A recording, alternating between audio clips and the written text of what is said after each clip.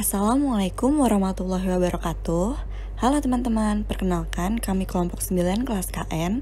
Dalam rangka memenuhi tugas mata kuliah anak dan delinkuensi, maka kami persembahkan podcast pembelajaran mengenai kenakalan remaja. Sebelumnya, anggota kami terdiri dari Lula Zahra Kinayuandra, Viral Simon, Jefferson Georgie Dion Akobiarek. Apa itu delinkuensi? Kenakalan remaja atau delinkuensi adalah segala macam aktivitas atau kegiatan yang dilakukan oleh remaja di mana aktivitas yang dilakukannya bertentangan dengan norma-norma sosial, terutama norma hukum. Delinkuensi anak remaja merupakan suatu bentuk penghalusan untuk membedakan istilah dengan kriminal terhadap orang dewasa yang melakukan tindak pidana.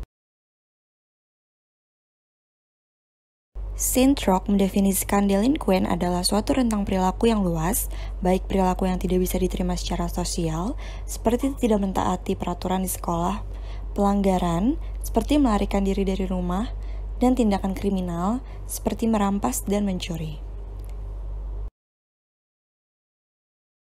Delinkuensi yang kita ambil sekarang adalah perkelahian atau tawuran. Pada umumnya, perkelahian adalah dua orang atau lebih melakukan hal yang dapat membahayakan seseorang, seperti memukul dengan keras atau menggunakan benda keras, memukul kepala ataupun organ vital di tubuh. Dari perkelahian, biasanya anak yang beranjak ke remaja mulai melakukan tawuran karena adanya sifat solidaritas dari interaksi yang mereka lakukan dengan teman-temannya. Faktor tumbuhnya sifat untuk melakukan perkelahian atau tawuran ini biasanya terjadi karena anak berada di keluarga atau lingkungan yang biasanya menampilkan kekerasan fisik kepada seseorang. Contohnya itu adalah seorang anak yang menyaksikan ayahnya melakukan KDRT kepada ibunya.